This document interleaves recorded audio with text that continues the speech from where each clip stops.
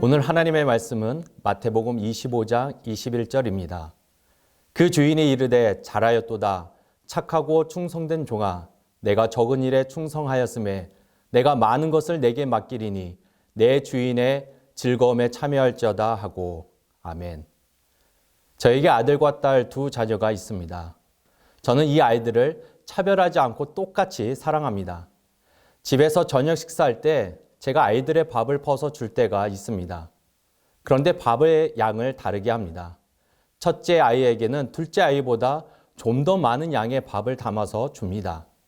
저는 이 두 아이를 차별한 것이 아니라 구별한 것입니다.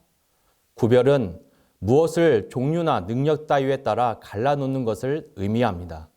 그러나 차별은 정당한 사유 없이 단지 외모나 성별, 피부색, 출신지 등 외적 조건에 따라서 불공평하게 대우하는 것을 말합니다. 모든 일에 구별이 없으면 혼란과 무질서가 초래될 것입니다. 만약에 제가 동생이 먹는 양만큼 첫째 아이에게 주면 배고프다고 불평할 겁니다. 반대로 오빠가 먹는 양만큼을 동생에게 주면 밥을 남기거나 혹여 그 양을 다 먹을 경우 소화불량이 일어날지도 모릅니다.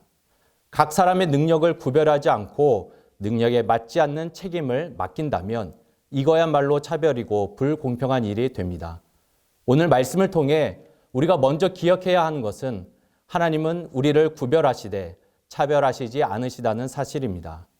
어느 주인이 종들을 불러 모아놓고 능력에 따라서 한 사람에게는 5달란트, 다른 사람에게는 2달란트를, 또 다른 사람에게는 1달란트를 주었습니다. 차별이 아닌 구별을 하였습니다. 그런데 5달란트와 2달란트를 받은 사람만이 즉시 가서 열심히 일했습니다. 이들은 배로 남겨 주인에게 가지고 왔습니다. 주인은 이들을 착하고 충성된 종이라고 칭찬합니다. 각자 능력에 따라 구별하신 하나님께서 보시고자 하는 것은 우리의 마음의 태도입니다. 하나님께서는 적은 일을 어떻게 대하는지 눈여겨보고 계십니다. 사람은 많고 적음을, 높고 낮음을, 크고 작음에 따라 시기와 질투 또는 무시와 갑의 횡포를 부립니다. 불평함으로 성실하게 책임감 있게 일을 수행하지 않을 때도 있습니다. 하지만 하나님께서는 누구도 봐주지 않는 그 일을 어떤 마음의 태도로 임하였는가를 살피십니다. 곽조한 담임 목사님께서 늘 우리에게 말씀하시죠. 부족하지만 최선을 다하겠습니다.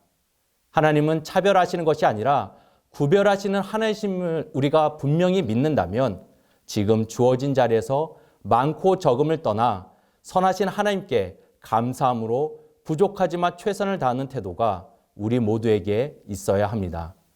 착하고 충성스러운 태도는 하나님께서 나에게 주신 달란트를 올바르게 마음을 다해 감추지 않고 마음껏 사용하는 것입니다. 착하고 충성된 자는 달란트를 즉시 사용합니다.